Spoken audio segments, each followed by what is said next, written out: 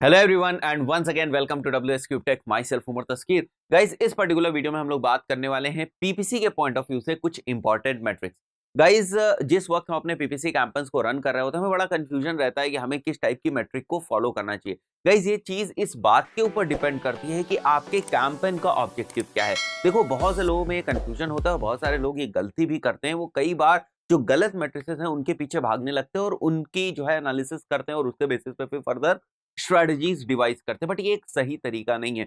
आपको पहले समझना चाहिए कि हमारा जो कैंपेन है, हमारा जो पीपीसी कैंपेन है, उसका मेन ऑब्जेक्टिव क्या है। जब आपको ये क्लियर हो जाता है कि हमारे पीपीसी कैंपेन का मेन ऑब्जेक्टिव क्या है, हम इससे क्या अचीव करना चाहते हैं, फिर उसके बाद आप देखते हैं कि इस पर्टिकुलर ऑब्जेक्टिव को अचीव करने के लिए जो हमारा मेन कैंपेन का गोल है, इसको अचीव करने के लिए अब हमारे लिए कौन कौन सी इंपॉर्टेंट मैट्रिसेस हैं हम उसको फॉलो करेंगे और उसके बेसिस पर हम आगे की स्ट्रेटजी बनाएंगे या कोई डिसीजन लेंगे या जो भी हमें कैंपेन में चेंजेस करने हैं मैट्रिक वाइज, वो हम इस चीज के अराउंड करेंगे कि हमारे कैंपेन का गोल क्या है और उससे रिलेटेड मैट्रिसेस क्या है और वो हमें क्या इंफॉर्मेशन दे रही है। बात समझ में? तो गाइज यहाँ पर इस पर्टिकुलर वीडियो में बात करने वाला हूं आपसे एक दो तरीके के गोल्स की, और गोल्स के अकॉर्डिंग कौन कौन सी मैट्रिसेस हो सकती है उसकी हम लोग बात करें। जो पहला गोल है, सबसे कॉमन और सबसे इंपॉर्टेंट गोल है, that is for leads and sales. यानी अगर आपका जो कैंपेन का ऑब्जेक्टिव है वो लीड जनरेट करना है या सेल्स लेकर आनी है, देन आपके पास यहाँ पर मैंने कुछ मैट्रिसेस लिखी हुई है, इनको आप फॉलो कर सकते हैं। इंपॉर्टेंट मैट्रिसेस है,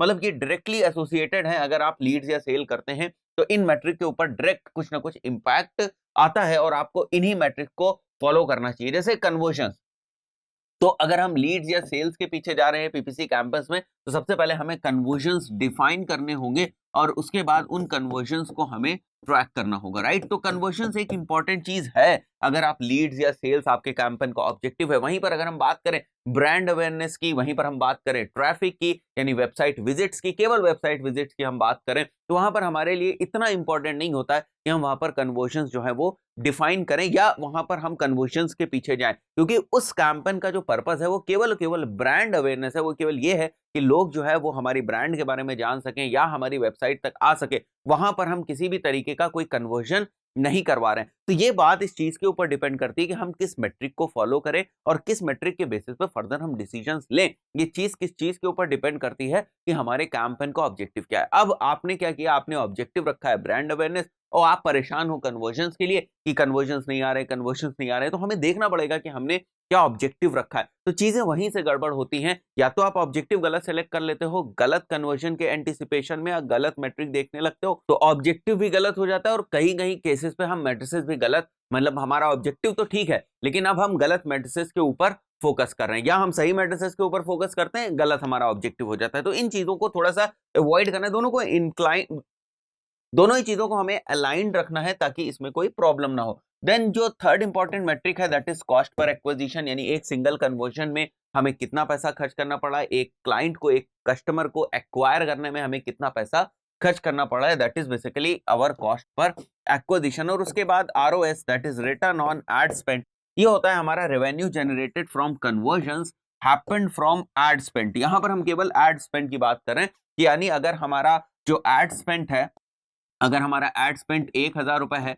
तो यहां से हम कितना रेवेन्यू जनरेट कर रहे हैं कन्वर्जन्स के बेसिस पर, जो कन्वर्जन्स हमने किया उसके बेसिस हम कितना रेवेन्यू जनरेट कर रहे हैं जो हमारा एड स्पेंड है उसके पॉइंट ऑफ व्यू से, that is basically our ROS that is return on ad spend.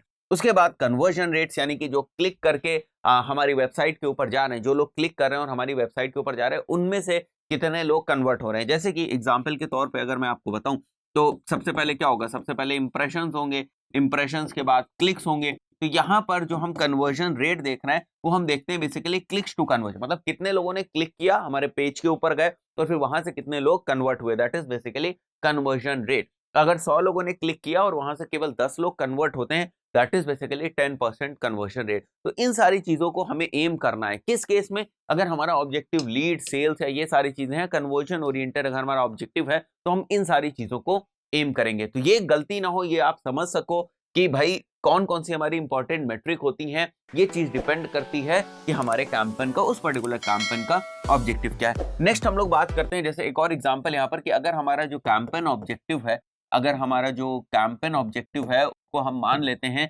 ये ऑब्जेक्टिव हमारा ब्रांड अवेयरनेस है। अगर ब्रांड अवेयरनेस है, इन दैट केस हमें कौन कौन सी मैट्रिसेस पे ध्यान रखना चाहिए, कौन कौन सी इंपॉर्टेंट मैट्रिसेस होती हैं। फर्स्ट इज व्यूज, ठीक है, व्यूज या इंप्रेशंस हो सकते हैं, कितने टाइम हमारा जो एड है वो सीन हुआ है, दिस इज सीन बेसिकली, ठीक है, तो that is basically view. View पे हमें ध्यान देना है क्योंकि यहाँ पर हमारा ऑब्जेक्टिव क्या है, ब्रांड अवेयरनेस। यहाँ पर हमारा ये ऑब्जेक्टिव नहीं है कि हमारा फॉर्म भरे, हमारा प्रोडक्ट बिके, राइट।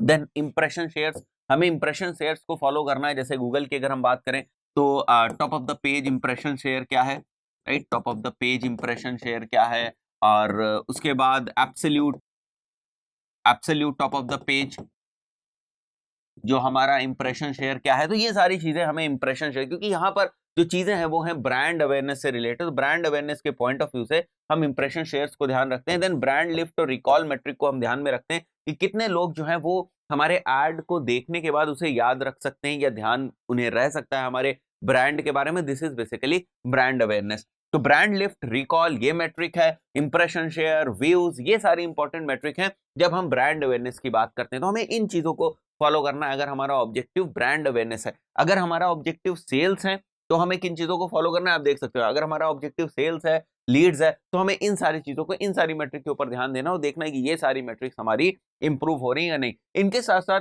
कुछ बहुत ही कॉमन बेसिक सी मैट्रिक होती है जिनको हमें फॉलो ही करना है। जैसे एवरेज सीपीसी हो गया, क्वालिटी स्कोर हो गया, इसको हम नहीं अवॉइड कर सकते, ऑप्टिमाइजेशन स्कोर हो गया। तो ये सारी वो मैट्रिक है, वो सारी चीजें हैं, वो इंडिसेस हैं, इंडिकेटर्स हैं जिनको हमें फॉलो ही करना है। इनको हम नहीं इग्नोर कर सकते। आपका कोई भी ऑब्जेक्टिव हो, आप इसको देखते ही हो, सीपीसी देखते ही हो, आप क्वालिटी स्कोर देखते ही हो परफॉर्मेंस के लिए, आप अपना ऑप्टिमाइजेशन स्कोर देखते ही हो परफॉर्मेंस के पॉइंट ऑफ व्यू से कि हमारा एड जो है वो ऑक्शन में विन कर सके, हमारे ऐड के इंप्रेशंस हो सके। तो इन सारी चीजों के लिए कुछ बेसिक मैट्रिक हैं जिनको तो आपको ध्यान देना ही पड़ेगा। उसके बाद जो हमारे मेन चीज होती है वो डिपेंड करती है कि हमारे कैंपेन का ऑब्जेक्टिव क्या है और उसके बेसिस पे हम मैट्रिक को फॉलो करना स्टार्ट करते हैं। गाइस इस पर्टिकुलर वीडियो में इतना ही, मिलता है नेक्स्ट वीडियो में। Till then good bye.